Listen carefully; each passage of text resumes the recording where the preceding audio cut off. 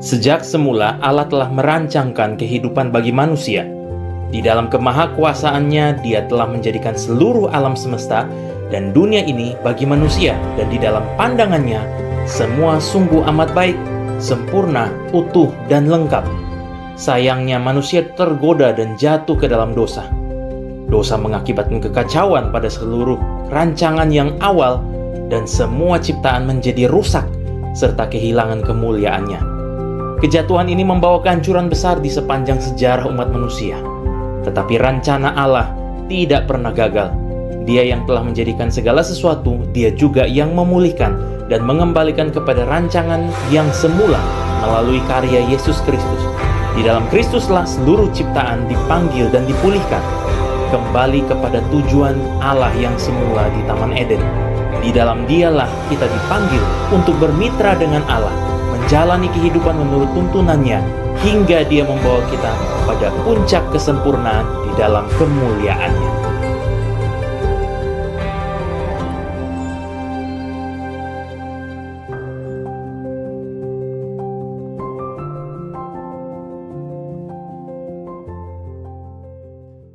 Hari ini membahas soal Vision Day. Kalau teman-teman perhatikan ada di poster ataupun di Instagram kita ya, teman-teman mungkin melihat hari ini kita Vision Day. Vision Day apa sih teman-teman? Tahun lalu kita sudah lakukan Vision Day juga.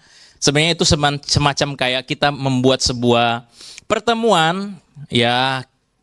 Kalau di dunia organisasi namanya rapat musyawarah gitu ya, tapi kita nggak mungkin bikin suasananya seperti rapat.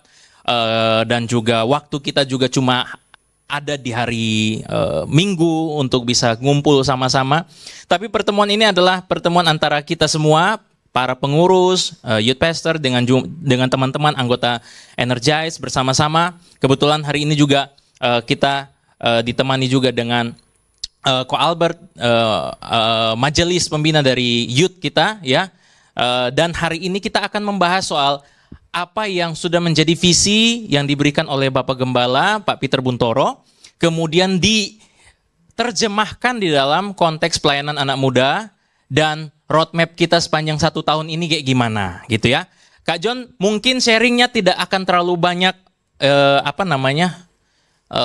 untuk kayak firman Tuhan, kita langsung kemas dalam satu waktu yang bersamaan, antara presentasi, kemudian pemaparan program-program, dan juga sharing firman Tuhan. Kita kemas satu ya, jadi satu. Mungkin teman-teman jadi bingung nanti gimana, tapi tenang aja, Kak John usahakan supaya kita tidak sampai kebingungan gitu ya. Bisa kita mulai ya. Jadi hari ini teman-teman pasti masih tahu, masih ingat tentang tema tahun 2025 dari GSJ Batu Tulis tempat ini, yaitu penuhi panggilan Allah. Sama-sama katakan 2, 3.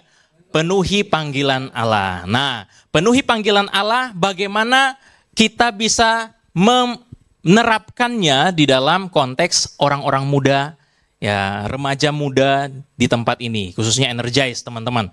Ya, ini yang akan kita bahas bersama-sama. Tapi sebelum kita masuk ke 2025, Kak John juga di dalam kesempatan Vision Day ini, kita mau flashback dulu. Dalam program kita yang lalu-lalu, kita mau lihat apa pencapaian kita selama 2024. Next, Kak. Nah, kalau di tahun 2024, kita sudah menjalankan beberapa sermon series. Sermon series ada 9 sermon series. Wah, ini keterlaluan sebenarnya ya. Kebanyakan gitu ya sermon seriesnya. Tapi memang kita sebenarnya tidak apa juga sih, udah biasa kita bikin per bulan ada tema-tema khusus. Nah, ini kebetulan beberapa bulan ada beberapa bulan yang satu tema itu dijalankan untuk 2 bulan gitu ya. Nah, makanya kita lihat, kita mulai dari Januari Christ Center Resolution. Kenapa? Karena kita mulai dengan Giving My Best. Tahun lalu tema gereja kita adalah Giving My Best. Nah, di sini kita Januari tahun lalu kita bahas soal resolusi yang berpusat pada Kristus. Nah, teman-teman sudah pelajari. Kalau mungkin ada yang baru datang dan pengen dengar lagi, ada di YouTube Energize ya. Kemudian kita lanjutkan ke bulan Februari, The Greatest Love. Kita belajar tentang esensi kasih yang sesungguhnya. Kasih yang terbesar. Kalau dunia menawarkan kasih versi dunia, itu versi yang terbatas, versi yang hina sebenarnya, versi yang sangat sangat rendah, karena dunia menawarkan kasih oleh karena berpusat pada manusia sendiri. Tetapi Allah menawarkan kasih yang berpusat kepada anugerahnya, kepada kasih karunia-Nya Tuhan. Sehingga itu yang menggerakkan kita, seperti tadi Ko Yusar katakan di dalam doa sebelum masuk firman Tuhan tadi, bahwa kita semakin dibawa kepada keserupaan dengan Kristus. Dunia semakin kecil bagi kita, kedagingan kita semakin diperkecil di dalam diri kita, tetapi kuasa Tuhan yang semakin besar dalam kita. Amin. Nah, itu kita mulai dengan the greatest love. Kemudian kita lanjut di bulan Maret kalau nggak salah ya, itu the cross. Kita belajar soal salib Kristus, karena kalau kita mau bicara soal the best, giving my best, kita tahu sama-sama bahwa sebenarnya kita nggak bisa memberi yang terbaik yang berawal dari diri kita. Karena kita tidak bisa membuat apa-apa, tidak bisa memberikan yang terbaik. Kita bisa memberi yang terbaik oleh karena kita sudah terima yang terbaik dari Tuhan, yaitu salib Kristus, ya. Kemudian dari the cross kita lanjut ke Jesus, he is alive, ya. Kebangkitan Kristus di bulan April. Itu memang temanya juga bertepatan dengan Paskah. Lalu kita lanjutkan lagi di bulan Mei kalau nggak salah ya. Bulan Mei sepertinya kayaknya ya. Itu kita belajar soal doktrin Roh Kudus. Ini energize tapi belajar yang kayak gini. Tapi ringan-ringan kok ya, nggak berat-berat kok gitu ya. Kita belajar doktrin of the Holy Spirit. Kemudian kita lanjut lagi. Sebenarnya antara Numa dengan progresif, kita ada satu tema, cuma 1 minggu kita bahas. 1 hari Minggu, yaitu di bawah nih, Kristen progresif gitu ya. Kita bahas soal Kristen progresif, apakah mereka sebenarnya maju atau mundur sebenarnya. Lalu kita sudah membahas. Itu rekamannya kalau nggak salah udah ada ya, kalau tidak salah ya. Ya minta maaf, ini ada banyak rekaman yang belum terselesaikan dan belum diupload di YouTube ya. Kemudian setelah progresif, Kristen progresif, kita bahas soal progresif yang sebenarnya dalam Kristus kayak gimana. Itu di bulan, kalau nggak salah Juni Juli ya, 2 bulan kita bahas soal progresif. Mengalami progresif, kalau nggak salah ya.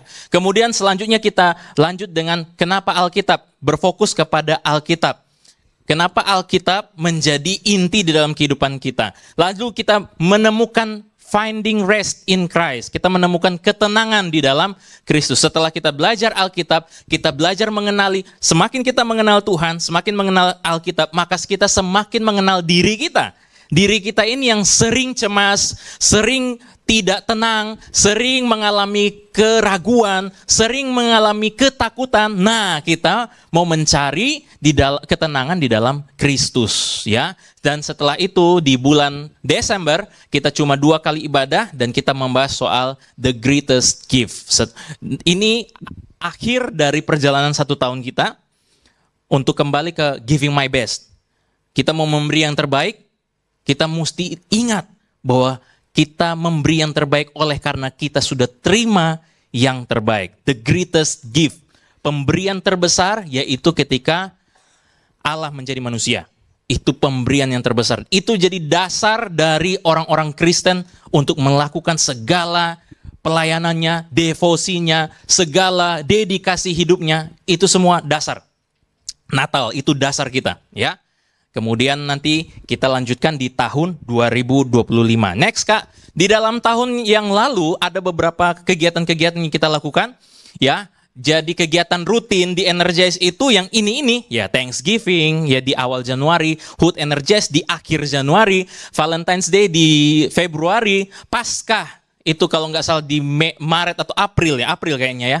Kemudian Hood RI di Agustus, dan waktu Hood RI itu kita bikin lomba badminton sama MLBB gitu ya. Ya ngundang teman-teman juga yang dari luar gitu ya. Ada tim yang dari luar mau bermain bersama-sama gitu ya.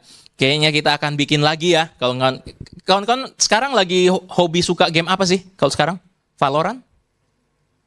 Enggak juga ya. Valorant kayaknya agak susah ya. Speknya tinggi soalnya, harus PC ya. Kalau HP mungkin MLBB paling ya. Kemudian ada yang main PUBG? Ya, ada. Biar temanin Kak John main PUBG. Ya, udah jadul kayaknya ya, udah jadul gitu. Itu kayaknya gamesnya anak-anak milenial ya, bukan Gen Z lagi. Oke, kita kemudian Harnas Kaum Muda di Oktober ya. Itu yang rutin ya, sama Energize. Nah, kalau special event di tahun 2024 kali lalu itu kita adakan GICC, Growing in Christ Community ya. Sayang memang kalau di tahun ini kita nggak lanjut lagi nih ceritanya ya.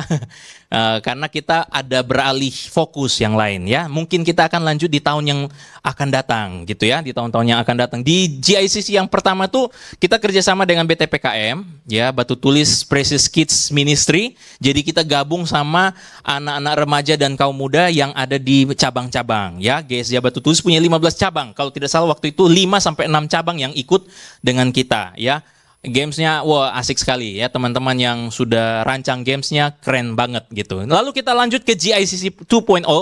GICC yang kedua itu kita lebih fokus ke internal ya. Jadi fellowship di dalam bersama-sama dengan teman-teman yang ada dari package 1, 2, 3 remajanya ya. Tunas remajanya gabung dengan Energize. Kenapa sih kita adakan ini? Karena kita mau untuk membangun relasi jembatan antara package dengan Energize itu tidak apa namanya, tidak kasar gitu ya, apa smooth ya, harus halus.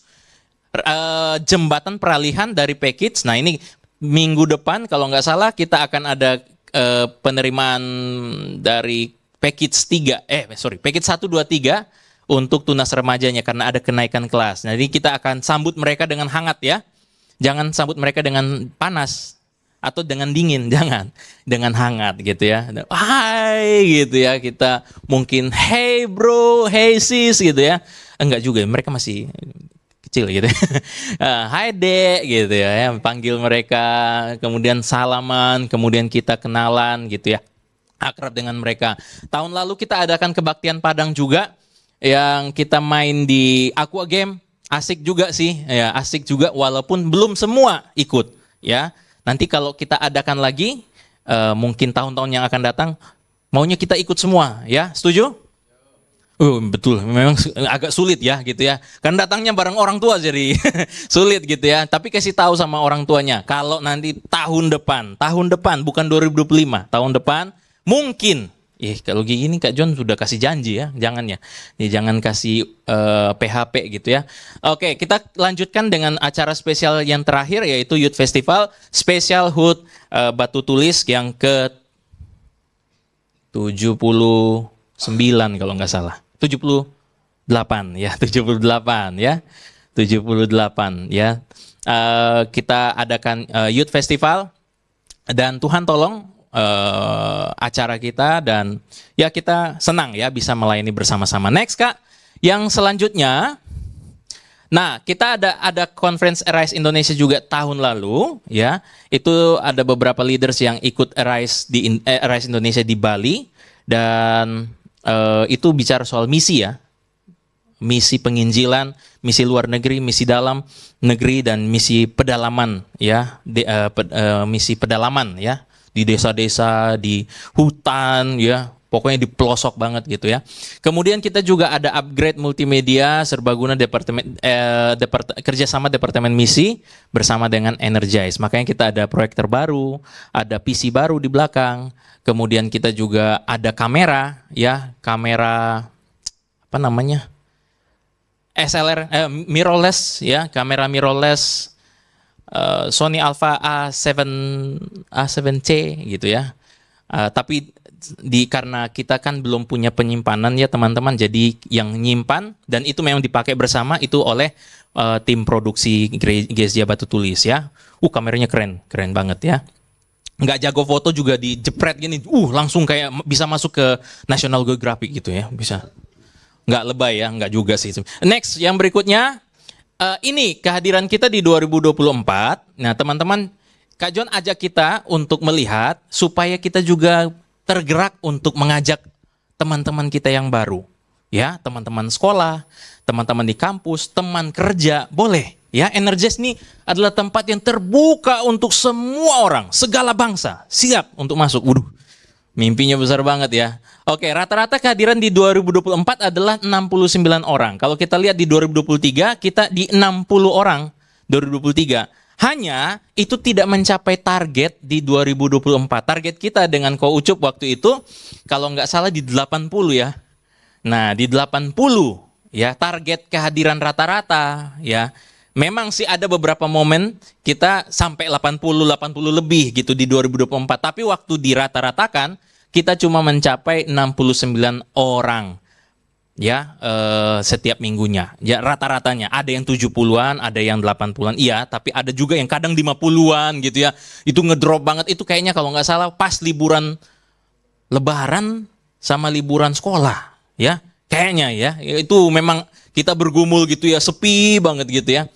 Nah, tidak tercapai, tapi Kak John mau dorong kita untuk, ayo tahun ini kita ngajak banyak teman-teman kita untuk sama-sama beribadah di Energize ya, bertumbuh bersama-sama. Kemudian kita juga ada e-group. Kita ada pembentukan e-group sudah di 2023, 2024 puji Tuhan target kita dari 6 e-group jadi 7 ya, tercapai tambah 1 e-group yaitu e-group Tumdatus. Hanya ini cuma sebagai catatan saja, tapi sebenarnya e-group Tumdatus ini bukan murni Energize juga sebenarnya. Mereka anak-anak muda remaja, tapi yang tergabung di dalam ibadah KU3. Karena di KU3 tidak ada Energize, tidak ada ibadah youth, tapi mereka pengen bikin komunitas, akhirnya kita kirimkanlah Kak Denny Christian sebagai PJWB untuk mengkoordinir KKA atau e-group Tumdatus ya, tumbuh dalam Kristus ya, namanya agak unik ya, Tumdatus itu kesan-kesan ancient banget gitu ya. Ya, tapi orang-orangnya gokil-gokil ya. Kak John, Ko Ucup sama Dinda waktu itu kita pernah ke sana ya. Kita pernah sekali kunjungan semacam kayak welcoming begitu ya, sambut mereka walaupun kita yang datang ke mereka sih ya. Kita yang datang tapi kita sambut selamat datang dalam keluarga Energize, dalam keluarga e-group gitu ya. Kita rindukan sih di tahun ini nanti mereka juga bisa mungkin sesekali datang lah Energize, bisa kenalan gitu ya dengan teman-teman e-group yang lainnya. Nah, realisasi tercapai di 2024. Oke, kita lanjutkan, kita nggak boleh lama di sini. Nah, tema tahunan kita tahun ini yaitu penuhi panggilan Allah dari 2 Timotius 4 ayat 5. Dan kita akan kupas ini bersama-sama. Di sini sharingnya. Nanti Kak John lanjut lagi dengan roadmap dan sebagainya ya. Penuhi panggilan Allah. Kita baca dulu ayatnya yang di sini ya. Kita kelihatan nggak?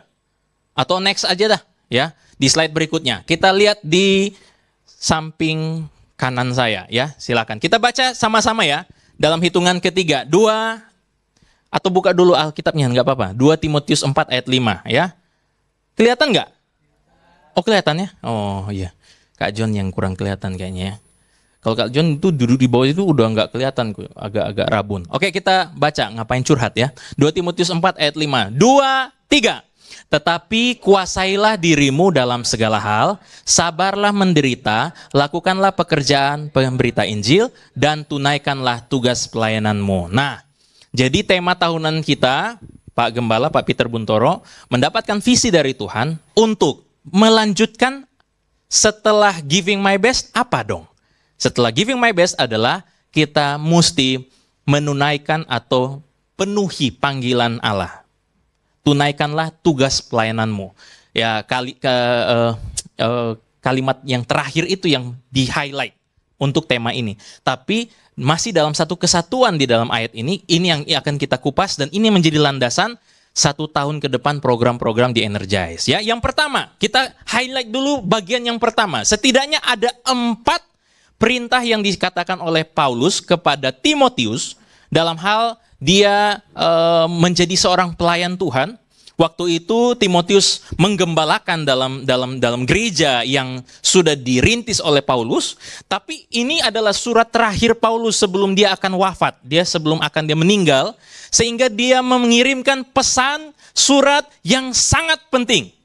Ya, kalau kita sudah mau di akhir hidup kita, pasti pesan-pesan atau kata-kata yang kita sampaikan kepada orang-orang di sekitar kita yang kita sayangi adalah pesan-pesan yang sangat penting. Pesan-pesan yang sangat perlu untuk mereka dengarkan. Mungkin wasiatkah, mungkin sebuah tanggung jawabkah, mungkin sebuah warisankah, dan sebagainya. Itu semua adalah hal-hal yang sangat penting. Nah, ada 4 hal perintah yang dikatakan oleh Paulus kepada Timotius. Kita mau belajar sama-sama. Apa saja? Yang pertama, dikatakan di sini, kuasailah dirimu dalam segala hal. Coba kita sama-sama katakan, kuasailah dirimu. 1, 2, 3. Kuasailah dirimu. Kita dituntut, atau Timotius dituntut oleh Paulus, ya, dihimbau. Dituntut itu kayak maksa gitu ya. Tapi dihimbau oleh Paulus untuk apa? Menguasai diri.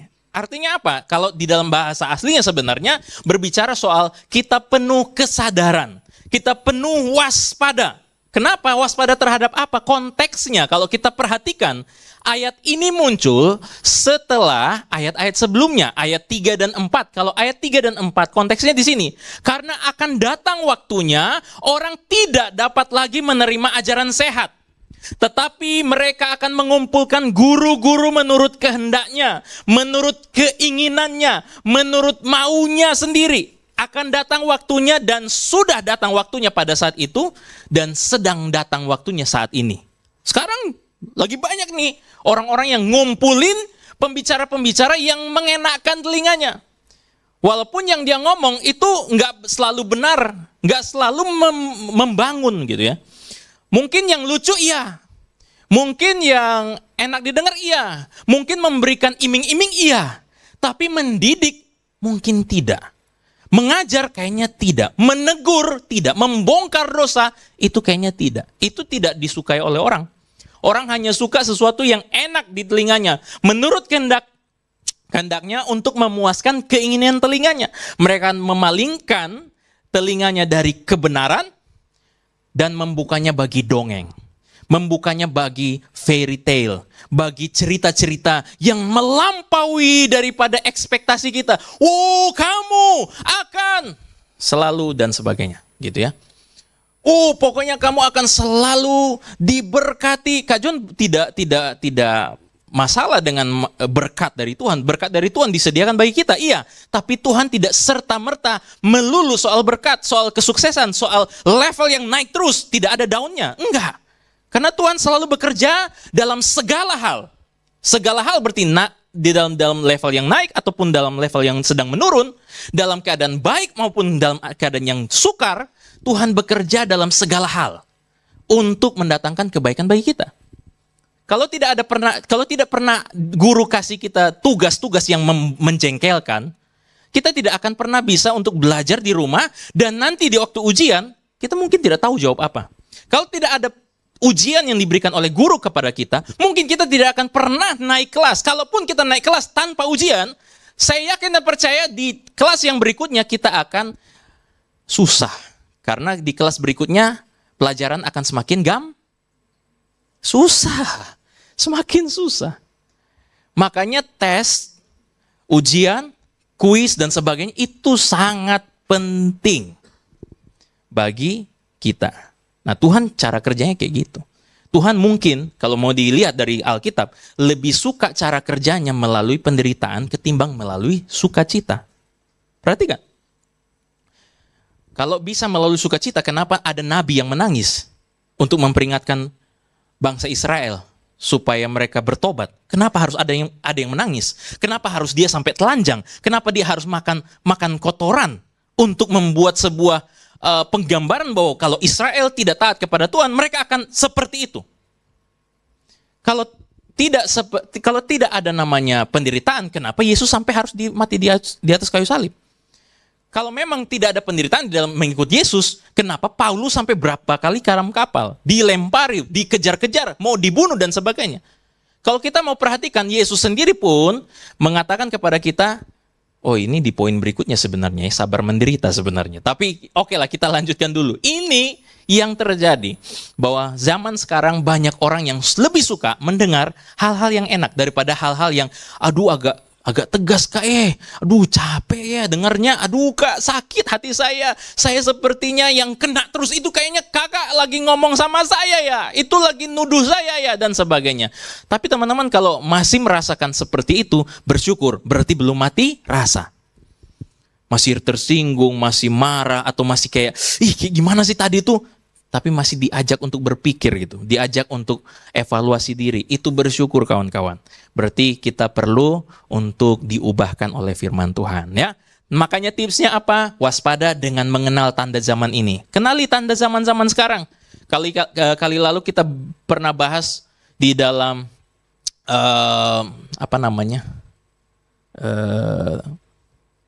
sermon series Mengapa Alkitab.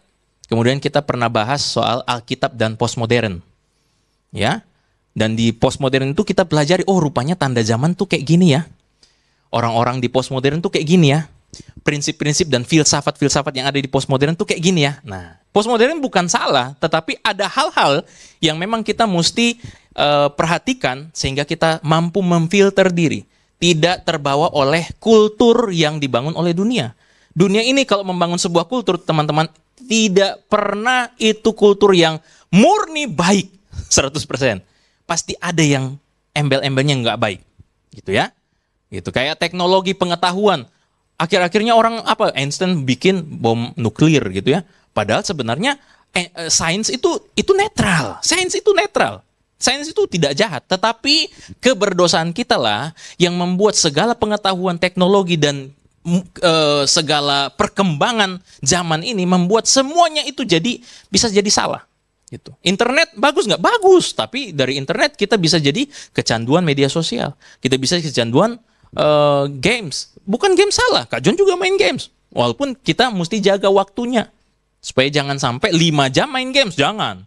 Ya, kapan makannya, kapan istirahatnya, kapan belajarnya. Gitu ya. Oke, kita lanjutkan lagi. Yang kedua, bahwa tegas dan bijaksana dalam setiap bidang kehidupan kita. Teman-teman, mesti tegas dan bijaksana. Itu waspada, disuruh kita untuk waspada. Waspada seperti apa? Kalau kita mau kerja dengan tegas dan bijaksana.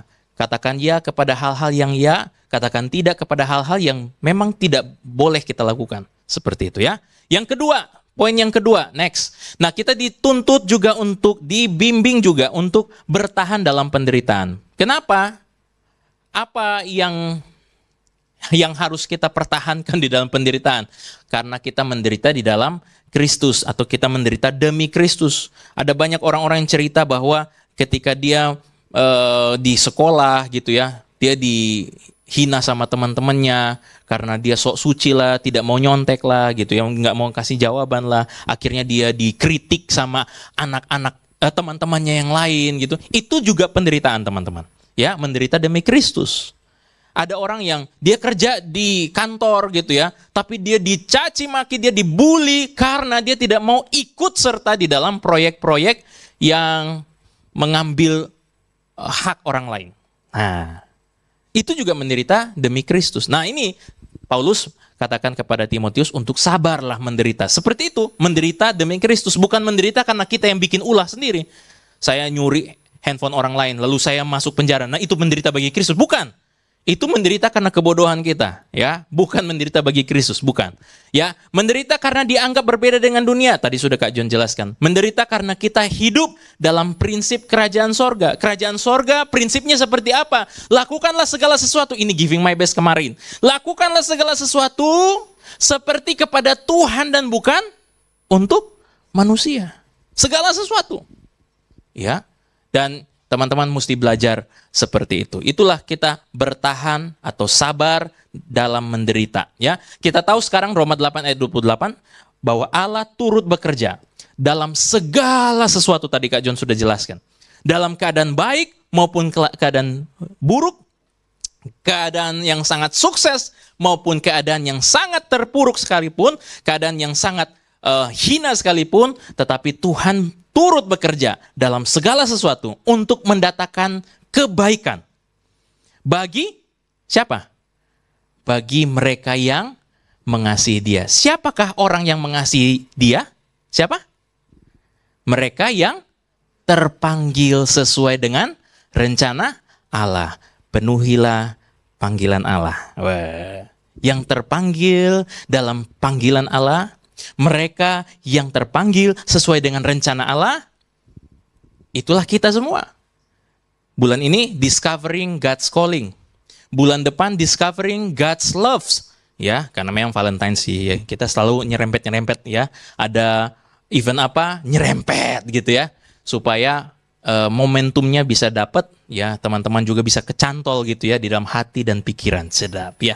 Jadi gitu ya, mereka yang terpanggil sesuai dengan rencana Allah itu kita yang mengasihi Dia. Maka Allah turut bekerja dalam segala sesuatu. Teman-teman mengalami keadaan yang buruk sekalipun, keadaan yang baik sekalipun, kedua keadaan ini akan dipakai oleh Tuhan untuk mendatangkan kebaikan bagi kita. Kebaikan, kesuksesan tidak membuat kita jadi tinggi hati, karena Tuhan turut bekerja untuk memberikan kepada kita belajar, oh ya bersyukur. Belajar untuk, oh ya, saya tahu itu bukan karena saya, tapi itu karena Tuhan. Lalu yang kedua, kalau kita mengalami penderitaan atau ketidakbaikan dalam kehidupan kita pun, kita juga tetap bisa sabar dalam menderita, karena Tuhan bekerja, pasti ada maksud dan rencana Tuhan dalam keadaan yang buruk sekalipun bagi saya, bagi kita semua. Setuju? Oke, kita lanjutkan lagi. Next, yang ketiga, spread the gospel.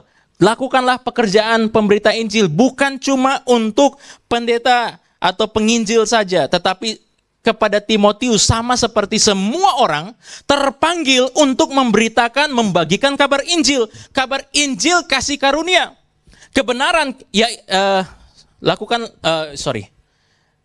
Yaitu kita memberitakan kabar Injil kasih karunia. Yang kedua, kita memberitakan kebenaran.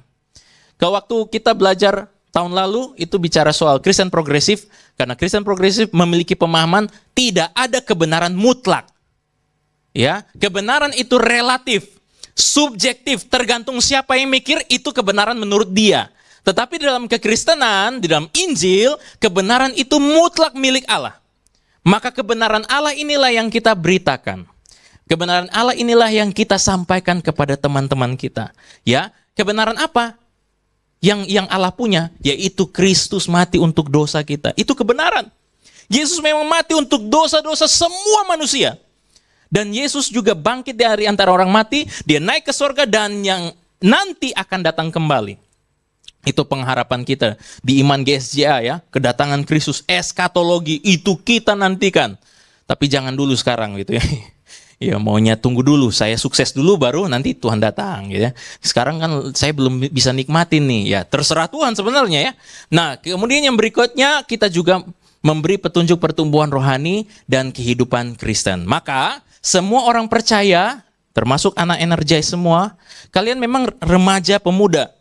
Tahun 2023 kalau Kak John tidak salah, Kak John sempat bahas soal role model atau jadilah teladan. Kita belajar dari Timotius juga.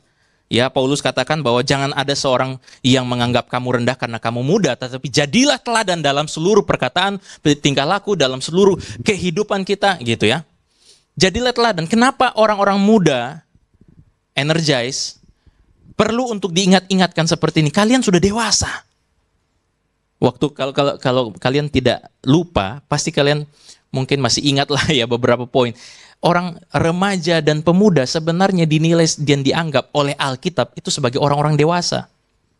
Daud disuruh untuk mengantarkan makanan abang-abangnya itu ke medan perang. Kenapa? Walaupun dia masih kemerah-merahan, tapi disuruh pergi. Kenapa? Dia sudah dewasa, bisa diberi tanggung jawab. Siapa lagi ya? Yusuf masih muda, tetapi dia dipakai oleh Tuhan untuk menjadi asisten yang baik di rumah Potifar. Segala sesuatu diurus oleh Yusuf, bagus. Betul ya, Ko Ucup ya? Iya betul. Ya, beda orang ya. Tapi Ko Ucup juga kayak gitu sih. Gitu ya. Ya, kita semua berharap juga bisa seperti itu ya, menjadi penata layan yang baik. Ya, waktu belajar ditata dengan baik, waktu main ditata dengan baik, waktu untuk aktivitas di rumah juga ditata dengan baik gitu ya. Kerja, bantu orang tua ya. Walaupun ada mbak mungkin ya. Bagi yang cukup dana ya mungkin ada mbak ya. Yang kurang dana ya udah jadilah ya. Menurut kehendakmu ya. Maksudnya ya bantulah orang tua ya. Jangan sampai kamar kita juga kotor gitu ya, sembarangan gitu. Oke, semua orang percaya perlu dan setia memenuhi pekerjaan apapun yang telah dipersiapkan Tuhan. Tuhan sudah mempersiapkan segala sesuatu pekerjaan bagi kita. Tapi jangan pikir itu pekerjaan di kantoran, di mana. Bukan. Itu oke. Kalian punya cita-cita dan mungkin kalian sudah kerja di satu tempat. di satu lokasi. Iya, betul. Tetapi ada pekerjaan Tuhan yang Tuhan maksudkan di tempat kalian berada saat ini. Di tempat saat ini Dika berada. Di tempat saat ini Kenneth ada. Di tempat saat ini Matthews ada. Di tempat di saat ini Yoel atau siapapun di sini kita berada, ada maksud dan dari Tuhan yang Tuhan sudah persiapkan untuk kita lakukan dan menggunakan setiap kesempatan untuk membagikan Injil Kristus kepada semua orang. Yang terakhir, ya. Yang terakhir adalah tunaikanlah tugas pelayananmu. Akhirnya teman-teman, selesaikan tugas pelayanan kita. Kalau kita bicara soal kata selesaikan, itu langsung pikirannya itu 70-80 tahun gitu ya. Ya, ini Kak John, kita kan masih remaja, masih pemuda. Masa bicara soal selesaikan kan berarti finish gitu lah. Selesai di dunia ini gitu. Kayak seram loh Kak ya. Iya, maksudnya ini menjadi sebuah dorongan bagi teman-teman supaya kalau kita sudah memulai dengan giving my best, jangan berhenti di tengah. Tapi selesaikan sampai akhir. Kalau yang datang kemarin doa pengerja, doa fajar kemarin pagi, ya Sabtu pagi, itu Pak Gembala, Pak Peter, dia sampaikan ada sebuah ilustrasi seorang pelari maraton dari, lupa saya, ya, Tanzania ya, dari Tanzania. Dia melakukan lomba lari maraton, tapi di tengah perlombaan kakinya, lututnya itu sakit sekali. Akhirnya dia harus berhenti sejenak untuk mengikat, membalut kakinya, lututnya supaya dia mampu melanjutkan pertandingan. Teman-teman tahu, jarak dari yang menang pertama ke dia mencapai garis finish itu 1 jam lebih. 1 jam lebih. Jadi penonton sampai bosan gitu. Mungkin udah ada yang sampai pulang, udah ada yang sampai buat pop mie gitu ya, udah selesai sama keluarga, ayo ya, hore gitu. Dia baru finish. Ya, dia baru sampai finish, lalu diwawancara. Kenapa kamu tetap melakukan lari maratonmu walaupun kamu sudah terlambat, kamu sakit dan sebagainya? Lalu dia katakan satu kata-kata kalimat yang sangat menyentuh, bahwa negara saya mengutus saya di sini bukan untuk hanya memulai pertandingan, tetapi juga untuk menyelesaikan pertandingan. Nggak mesti menang. Ya, memang kita harapkan kemenangan. Sering, tapi itulah ya, khotbah Kristen sekarang ini kan lebih banyak berpusat kepada kemenangan. Ya, betul sih, Yesus kan juga janjikan mahkota kemenangan, iya. Tapi teman-teman pikir nggak, siapa yang juara 1 di sorga? Nggak ada. Semua kita akan jadi juara 1 karena juaranya adalah Kristus. Wih, kok bisa? Iya, dia sudah menang atas segala dosa. Kita hanya nebeng lewat punggungnya Yesus, di belakangnya Yesus, bayangannya Yesus, sehingga kita aman di dalam perlindungan Tuhan. Amin. Maka teman-teman, kalau kalian sudah memulai giving my best, kalian juga bisa menyelesaikan dengan baik, karena Tuhan yang memampukan. Katakan amin. Roh Kudus akan memampukan teman-teman. Aku telah mengakhiri pertandingan yang baik, aku telah mencapai garis akhir, dan aku telah memelihara iman. Oleh karena itu, nah kita lanjutkan lagi dalam presentasi. Oleh karena itu, inilah roadmap kita 1 tahun ke depan, 2025. Ya, dari Januari sampai Februari kita akan bahas soal fondasi daripada panggilan Allah, esensi panggilan Allah dalam diri kita. Lanjut lagi di Maret sampai April kita membangun prinsip development, membangun prinsip-prinsip, mengembangkan kesadaran. Apa yang membuat kita sampai harus memenuhi panggilan Allah? Itu berkaca, bercermin kepada apa yang sudah dikerjakan oleh Yesus Kristus. Itu di Maret sampai April. Lalu yang berikutnya, involvement. Teman-teman, bukan cuma punya fondasi, bukan cuma kita kembangkan prinsip, tapi kita lanjutkan juga dengan keterlibatan, ambil aksi. Panjang tuh, Mei sampai September. Kita ngambil aksi di situ, ya. Kak John lanjutkan dulu. Yang terakhir, Oktober sampai Desember, kita peneguhan kembali di komitmen. Ya, walaupun rekomitmen nanti akan diadakan gereja di bulan April kalau tidak salah. Tapi komitmen di sini adalah supaya kita teman-teman, bukan roadmap ini bukan berarti setelah sampai Desember ya selesai. terus kita nyari lagi apa lagi ya? Enggak. Ini adalah perjalanan seumur hidup sebenarnya. Ya, hanya ini adalah gambaran untuk konteks 1 tahun ke depan. Next Kak John mau kasih tahu sistem pastoral di Energize, teman-teman ya. Di Energize ini nanti kita akan terapkan sistem pastoral yang dikembangkan oleh siapa tadi ya? Oleh Rainer dan Geiger dalam bukunya Simple Church. Kita mau coba belajar dari Simple Church gitu ya.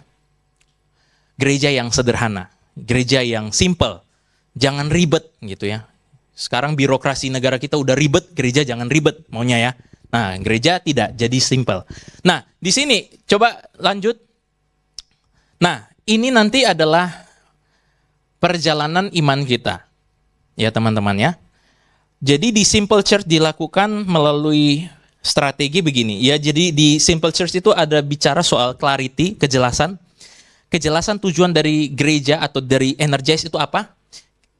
Kejelasan clarity dari tujuan Energize adalah pemuridan. Ya. Catat atau taruh di dalam hati, pemuridan. Teman-teman suka atau nggak suka, ini adalah strategi yang paling bagus di dalam mengembangkan pelayanan, ya, pemuridan. Mau nggak mau pemuridan, ya, dimanapun dari zaman Kisah Para Rasul pun pemuridan, pengajaran kepada jemaat-jemaat mula-mula, gitu ya, pemuridan dari rumah ke rumah dan sebagainya. Kalau sekarang namanya KKA, e-group dan sebagainya, ya. Tapi kita lanjutkan dulu. Ada namanya movement, pergerakan. Jadi pergerakan seseorang itu dari satu tingkat komitmen ke tingkat komitmen yang lebih tinggi. Tidak boleh stagnan. Tidak boleh berhenti di satu komitmen saja. Tapi kalian harus bergerak maju. Sehingga kita tidak akan kehilangan generasi. Kita tidak akan kehilangan pengganti. Ya, Kak John tidak mau bilang pengganti sih. Misalnya ada yang selesai, misalkan ya. Niko Ucup selesai dari Energize. Dia pindah ke umum. Itu kan berarti kita cari pengganti, bukan. Kita dari sekarang mau mencari tenaga bantuan. Kita tidak akan mengganti apa-apa. Kalau kita ganti terus visi, kita ganti terus tujuan, kita ganti terus itu nanti namanya kita harus adaptasi baru lagi, adaptasi visi yang baru lagi. Tidak, visinya tetap sama, tujuan kita sama, pemuridan. Siapapun nanti yang jadi ketua youth-nya, kita tetap visinya sama. Kak John misalkan. Kak John tidak ada lagi di dunia ini dan akhirnya harus ada youth pastor yang baru. Pemuridan harus dilanjutkan. Kecuali kalau mungkin youth pastor berikutnya dia pikir, bukan pemuridan, kita ajeb-ajeb aja lah ya. Ajeb-ajeb aja lah, itu lebih asik. Aduh, udah bunyi di sebelah. Yang ketiga ada alignment, ada kesatuan ya. Jadi seluruh pelayanan terhisap dalam satu proses pemuridan yang sama. Jadi artinya tidak ada tarik-menarik atau saingan antara pemuridan dengan kegiatan program lainnya gitu ya. Semoga semua program mendukung terjadinya proses pemuridan yang sama. Yang terakhir kita harus ada fokus. Kita harus berani katakan tidak pada program-program yang tidak mendukung pemuridan. Ya teman-teman ya. Jadi pemuridan yang paling utama. Nah Kak John mau jelasin dulu singkat dan kita akan lanjut ya. Kak John minta waktu sedikit ya. Jadi kita akan masuk dari level yang pertama. Teman-teman, come. Datang ke Energize, Anda berada di tingkat level yang pertama. Terjadi engage, terjadi pertemuan dengan teman-teman, kenalan dan sebagainya. Di situ kita ada di ruang lingkup apa sih? Sunday service, ya. Kita ada di ruang lingkup events. Kalau ada event-event, kita ngundang teman-teman, ya, itu come. Kemudian kalau ada outing, boleh ngajak teman, boleh, ayo. Supaya teman-teman yang lain akhirnya tertarik untuk ikut di Energize. Oh boleh. Ya itu kita di level come. Tapi teman-teman nggak boleh stagnan cuma di come doang. Kalian harus naik ke level yang berikutnya. Apa? Ya nggak harus buru-buru atau paksa diri juga. Enggak. Tapi nikmati setiap the journey of faith ini ya. Perjalanan kerohanian, perjalanan iman kita. Setelah dari come, kita mesti grow. Lanjut ke grow. Level yang berikutnya. Supaya apa? Supaya kita bisa establish, kita bisa terus menerus ya di dalam pertumbuhan. Melalui apa? Ada CF1 di gereja kita, ya. Kemudian ada e-group juga di kita. Nah, ini Kak John sekalian juga ini mengundang kita semua untuk masuk e-group. Mesti karena ini level yang berikutnya, kawan-kawan. Ya, kalau tidak masuk e-group Ya, kita stagnan terus, ya, sampai nanti mungkin posisi kita akan digantikan orang lain, gitu ya. Karena kita come doang, gitu ya. Oke, kita grow. Setelah di grow, kita mengalami pemuridan, baru kita masuk ke level yang berikutnya, serve, melayani. Ya, melayani. Di CF2 nanti kita akan belajar untuk karakter di dalam pelayanan, etika pelayanan dan sebagainya. Lalu teman-teman juga dari yang ikut e-group menjadi admin e-group. Pengurus e-group gitu loh, yang siapa yang ketua, sekretaris, bendahara, wakil gitu ya. Itu admin. Ya, untuk generasi pertama e-group, maksudnya yang 2023, ya itu agaknya belum mengikuti ini ya. Jadi banyak kasih karunia sehingga belum mengikuti ini udah bisa jadi pengurus gitu ya. Nggak apa-apa, itu kasih karunia ya. Tapi mulai dari saat ini, nah, kita mau masuk ke level yang melayani. Level yang terakhir adalah lead, memimpin. Teman-teman akan dilatih, diberi pelatihan, training, dan sebagainya untuk masuk ke dalam e-group leader. Jadi e-group leader bukan cuma 10 orang, 11 orang yang selama ini ada di Dulos. Ya, maunya berkembang. Ya puji Tuhan sekarang jumlahnya 10 dari, taruhlah mungkin 60 ya. Dari 60 atau 70 ada 10. Oke lah, masih di atas 10% ya, leaders di dalam e-group, di dalam Energize. Oke, itu masih sehat ya. Tapi Kak John mau lebih lagi supaya kita juga jadi sampai di lead udah selesai. Enggak, teman-teman diutus lagi. Mengutus untuk ngajak orang. Akhirnya teman-teman membimbing e-group yang lain. Gitu ya, bisa ditangkap ya journey-nya ya seperti itu. Next, Kak. Oleh karena itu, target kita di 2025 adalah 8 e-group. Cuma nambah 1 doang kok, ya. Walaupun cuma 8 cuma nambah 1, jangan teman-teman, oke, kalau gitu saya tahun depan aja deh baru masuk e-groupnya supaya tidak usah nambah banyak gitu. Jangan. Ayo gabung lah ya. Nah, oleh karena target kita 8 e-group, dari 7 sekarang jadi 8, maka kita mesti tambah PJWB dan juga nambah e-group leader. Ya. Itu caranya kayak gimana, Kak? Nanti Kak John akan bantu dan bimbing teman-teman. Yang terpanggil melalui survei, nanti kita surveinya singkat aja. Nanti waktu itu kita survei, lihat kalau teman-teman terpanggil, ya boleh kita masuk di dalam pelatihan-pelatihan untuk e-group. Oke, lanjut. Nah, ini untuk e-group yang sekarang. Sebentar kita akan ada survei. Yang belum masuk e-group, tolong dipertimbangkan. Ya, kalau Dulos jangan dulu disentuh ya. Dulos itu tertutup, hanya untuk leaders. Nah, yang e-grace ini yang available. E-grace Ngopi, Preman, Soul Sister, Westlife. Tumdatus yang ada di Cililitan, siapa yang di Jakarta Timur boleh gabung di Cililitan. Tapi Kak John sarankan untuk 5 ini dulu. E-grace Ngopi, Preman, Soul Sister, Westlife. E-grace Preman sama Soul Sister itu diadakan di setiap hari Minggu. Minggu pertama dan minggu ketiga.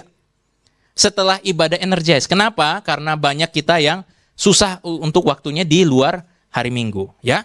Nah, kalau e-group Ngopi dan Westlife itu ada di hari-hari yang sesuka pikiran mereka gitu. Kalau Ngopi ya, kalau Westlife biasanya di Kamis kalau nggak salah ya. Ya, Kamis. Westlife itu Jakarta Barat, Grogol. Mereka pertemuannya di Grogol, ya. Boleh nanti teman-teman gabung kalau ada di sekitar Jakarta Barat. Yang Ngopi itu kebanyakan online, ya, lebih banyak online. Kalau teman-teman masih nyaman dengan online, ayo silakan gabung di Ngopi, ya. Tapi kalau misalnya kapasitas e-group sudah melampaui, maka kita akan buka yang baru. Atau teman-teman boleh pilih, oh ya Kak, saya mau masuk e-group tapi kalau boleh jangan yang ini Kak, udah bosan lihat muka mereka. Saya mau e-group yang baru. Oke, boleh. Tapi jangan pakai alasan itu ya, sakit ya dengarnya. Oke, lanjut ya, lanjut. Next. Ini juga pelayanan kita di tahun ini, tahun 2025. Sabar ya, mohon bersabar ya. Ada namanya Kai Alpha, Kampus Ministry. Kak John kembangin ke sekolah dan kampus ministry, pelayanan sekolah dan kampus. Ya, kita akan kerjasama dengan Kai Alpha, ada pelatihan. Jadi oleh karena itu Kak John himbau bagi teman-teman yang suka melayani di kampus atau punya koneksi dengan pelayanan kampus, PMK kah, apalagi ya selain PMK, Perkantas kah, dan sebagainya, boleh bergabung dan kita ikut pelatihan dan kita bisa melayani kampus di kampus-kampus ya. Nanti lebih lengkapnya lagi kalau teman-teman daftar aja dulu, ikut pelatihannya aja dulu, ya. Pelatihannya akan kita adakan di bulan Maret, agak lama ya, masih lama. Jadi pikir, doa, renungkan. Kalau memang terpanggil, kita bisa masuk di Kai Alpha. Ini original nih punyanya GSJA, ya. Jadi kita harus cintailah produk-produk GSJA, ya. Ini Kai Alpha. Nah, lanjut Kak. Waktu kita udah hampir habis. Ada Youth Camp, Teens and Youth Camp. Nanti bagi PIC mesti disiap-siapkan, ya. Ya, Teens and Youth Camp antara 31 Maret ke 2 April. Tolong save the date, ya, supaya jangan sampai kita ada jadwal pertemuan dengan Ayang di situ. Jangan. Atau bawa aja Ayangnya masuk ke Youth Camp, ya. Boleh, ya. Oke, itu ya. Next, Kak. Ini kita punya komunitas sport, musik, dan vokal. Ayo gabung, ya. Mau yang suka futsal, badminton, sama basket, boleh gabung, ya. Di setiap Sabtu. Nanti ada grupnya, terserah nanti teman-teman kapan waktunya ada, kita bisa adakan. Ya, mau yang basket, mau yang futsal, pokoknya dicicil-cicil lah. Jangan berjalan futsal, basket, badminton sekali jalan gitu. Waduh. Pusing nanti bikinnya, ya. Ada juga vokal sama musik. Kalau teman-teman yang mau ngejamming bareng, itu juga di hari Sabtu. Next, Kak, mungkin yang terakhir nih. Ya, ini yang terakhir, mission trip ke Kalimantan Barat. Ya, kerjasama dengan Departemen Misi GSJ Batu Tulis. Nah, ini akan diadakan di Juni-Juli pas liburan sekolah. Bagi teman-teman yang tergerak mau ikut bareng, tapi Kak John memang sudah spill duluan, ini tidak gratis, ya. Harus ada kontribusi juga dari teman-teman. Walaupun mungkin tidak sebanding dengan harga ke sana gitu ya. Tapi setidaknya teman-teman punya kontribusi lah. Ada pengorbanan lah, ya. Supaya namanya juga melayani, mission trip gitu ya. Ada misi, ya kita juga harus rela berkorban, ya. Semampu teman-teman aja, ya. Tolong bisa diperhatikan program-program ini. Coba Kak, next. Habis, ya, habis. Udah selesai, ya. Jangan marah Kak John, ya. Udah ngambil waktunya. Itu aja untuk tahun 2025 ini. Kak John minta untuk kerjasama dari kita semua, ya. Nggak mungkin Kak John sendiri, ini berat, ya. Ngapain juga, makanya Kak John ngapain juga bikin program banyak-banyak, ya juga sih, ya. Tapi masalahnya gereja juga mintanya seperti itu, ya. Gereja juga mengharapkan orang-orang muda bisa bergerak. Kenapa? Karena kalau kita belajar kemarin, kenapa orang muda mesti mengingat sang penciptanya? Kenapa? Karena di usia muda lah, kalian punya energi yang tak terbatas gitu loh. Kalian punya kreativitas. Anak Gen Z lu terkenal, apalagi anak Gen Alpha. Waduh, terkenal karena kreativitasnya. Terkenal karena banyak hal-hal, ide-ide cemerlangnya. Ayo dipakai, ya. Ayo diserahkan kepada Tuhan, ya. Penuhi panggilan Tuhan tahun ini dan tahun-tahun selanjutnya. Amin.